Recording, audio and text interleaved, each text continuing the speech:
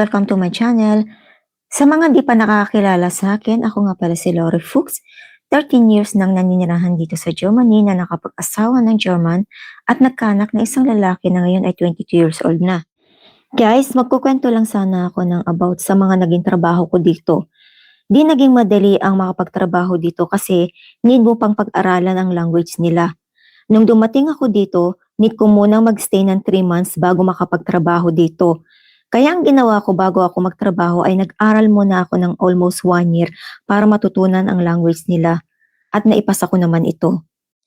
Marami akong naging trabaho dito, kaya tuwing nakikita ko ang snow guys ay lagi kong naaalala kung paano ako naghirap mag-bicycle tuwing ako'y papasok sa trabaho.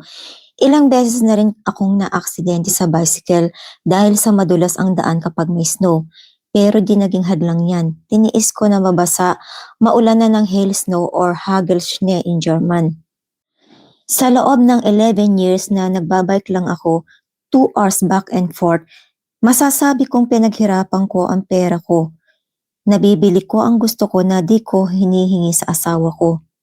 Maganda talaga pag may sarili kang pera or kumikita ka ng sarili mong pera kasi pag binibigyan ka lang, maaring questionable pa. Bukod sa trabaho ko dito guys, may mga naging sideline din ako. Mahirap, nakakapagod pero masaya pag hawak mo na sweldo mo. Sa loob ng 12 years na pag-work ko dito, sinisingil na ako ng katawan ko. Marami na akong sakit na nararamdaman. Halos di ako makalakad after work. Alam ko guys, masarap kumita ng pera pero hinay-hinay lang. Baka magaya kayo sa akin. Madaling ma-over fatigue dito kasi pagkatapos mong magtrabaho ay merong ka ring trabaho sa bahay na nag-iintay sa'yo. Swerte mo kung tutulungan ka ng asawa mo.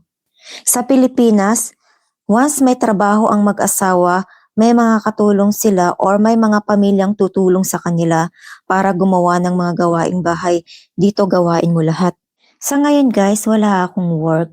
Nag-resign ako dahil gusto ko munang ipahinga ang katawan ko ng 1 year bago uli ako magtrabaho. Take note guys, ito ang kagandahan dito sa Germany. Once na nag-resign ka ay may makukuha kang 60% sa sweldo mo. Pero makukuha mo lang yan after 3 months.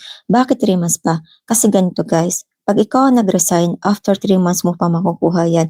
Pero pag ang boss mo ang nagpaalis sa'yo, agad-agad makukuha mo siya. Sa case ko, dahil mabait ang boss ko, siya ang nagpaalis sa akin para daw makuha ko agad yung 60% ko. Kaya ang gawin nyo guys, hayaan yung i-fire out kayo, huwag kayong magre-resign.